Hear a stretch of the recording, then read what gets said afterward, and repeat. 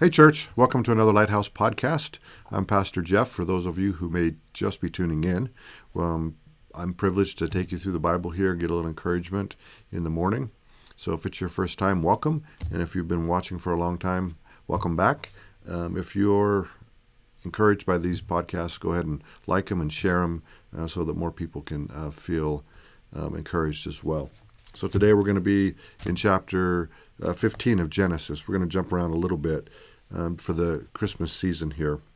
So many years ago, my wife and I, we bought one of those Advent trees from Costco, and you might have seen them. They're wooden and stand about this tall, and got a couple layers of wooden branches and whatnot, and the base is all of the Advent. So it's not a religious Advent thing. It's more Christmassy. So they've got ornaments, and so each day leading up to Christmas, you take out an ornament and you place it on the tree with a little peg. And so most Decembers, throughout the history of having that, because we've had that maybe as long as 20 years, most Decembers start out pretty good. We start taking out the ornaments and putting them on the tree. And then by Christmas morning, we look back and we realize there's, a dozen or more that we need to put on there. So that's because Christmas gets so busy and everyone's running around figuring out what they need to do. And especially with this, this year we've kind of jokingly vowed this is the year we're going to make sure that we take out those ornaments on the day they're supposed to be taken out and put them on the tree, and we're going to do it. So far, so good. And so you can ask me next year how we did. But, in that, there's all sorts of Advent gimmicks. We've all seen the chocolate Advent thing where you peel open the thing and get a little chocolate. And I even saw, one this year that was for your dog. So it had different days or treats or toys, and I'm sure none of you bought those. But so it goes without saying that that culture has drifted away from the true meaning of Advent, right? Advent season. The word in Latin that we get Advent from is Adventus, and that just means arrival. So it's meant to be a time where we prepare or anticipate for the celebration of Christ's first arrival, right, in the manger. And we see that for us, there's a second arrival that we're waiting for too.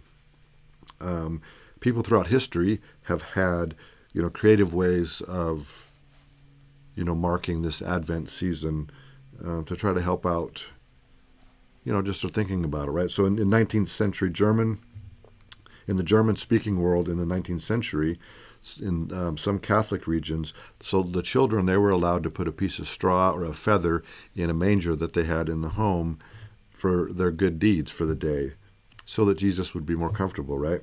And then even in the 19th century, they had Advent trees. On those trees, they would place little flags or pieces of paper with scripture and sometimes calendars or candles, not calendars, candles that would indicate day over day, as it got brighter, to the coming of the light, Jesus Christ. And even more conservative congregations, they just gathered and sang songs and read prayers. And so that all got me thinking. Not only, it's the obvious time of year for Advent, and we have this Advent tree, but really it's this idea about waiting on Messiah. And so we all know that, or maybe you do, that from the Old Testament to the New Testament, there was a period, maybe as much as 400 or more years, where there was no new revelation from God, and they kind of called that the silent period. So there was that time when Israel was waiting on Messiah. And as I said before, it dawned on me that not only were they waiting on Messiah, but so were we. We're waiting for his second coming. And so I got to thinking, what can we learn from their period of waiting that might be a cautionary tale or encouraging for us? And so, because first of all, we know that people don't do well with the unknown, right? So when we look and see how Israel waited, we see that they just didn't do too good in some areas. When some people don't know what to expect, they can get anxious and they can get to that point in their lives where they feel like, I just got to do something, anything, right? And if they don't know what that something is, in the Old Testament, we see that they got creative, right? We know from the history of Israel, from the silent period until Jesus came, they came up with all sorts of ideas about how to worship God and who this Messiah might be. So they got creative, and they made things up for themselves to do. They added to the law, and if that wasn't good enough, then they made up stuff for other people to do, right, by adding to the law. Still, others became so dependent on what others were telling them to do that they found it hard to believe when Jesus did come, right? This wasn't who they were expecting based on what they were told to expect. And others, in that void of not knowing, of waiting, found themselves, they fell away from the faith, right? I mean, there's no new revelation from God. He's silent. It's been hundreds of years. And, maybe it's just a big myth anyway, right? And so that's where they were at, right? But that's also where we find ourselves at in our period of waiting. We are much better off than Israel is for the fact that we have the completed canon of the Bible, right? We see Christ's work and promised return in the New Testament, and we should be able to settle on that. But we have a hard time doing that as well. So because we see that man's nature hasn't changed, right? We still have all of those tendencies, tendencies to wander and tendency to make stuff up and have wrong thoughts about who Jesus is. And so the question becomes, how do we wait well? And how do we carry on when the waiting gets weary, right? When there's no revelation from God about that. So when I was thinking about this, an Old Testament story came to mind, and it's in Genesis chapter 15. And at first it may not seem like it's related to Advent, but as we think about it, we can find some instruction here about how we can wait. And so in Genesis 15, it tells the story of Abram receiving this covenant promise from God. And this was when Abram found himself in a moment of anxiety and uncertainty. He wasn't sure about what was going to go on in his life or the life of the family that he had brought out of Ur of the Chaldees. And so God appeared to him in a dream and said, "Do not be afraid, Abram. I am your shield and your exceedingly great reward." And then began to deliver this promise to Abram about his offspring being greater than the number of the stars in heaven, but it also included this greater covenant that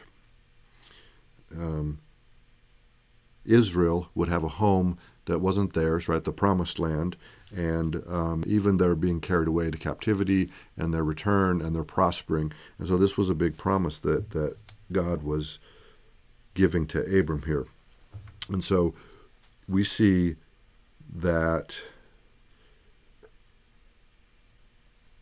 this was the covenant that was being delivered. And so in that day, the phrase was to be, when you had an agreement like this, it was to cut a covenant.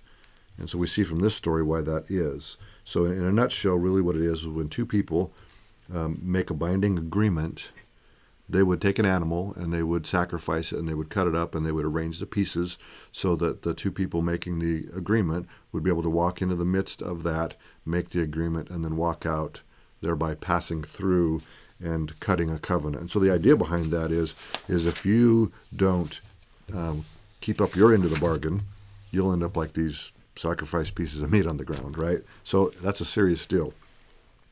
So it was here that Abram, he'd set himself about arranging the supplies for the ceremony as God has instructed him to. And then what's interesting is once all the supplies were arranged, Abram fell asleep again.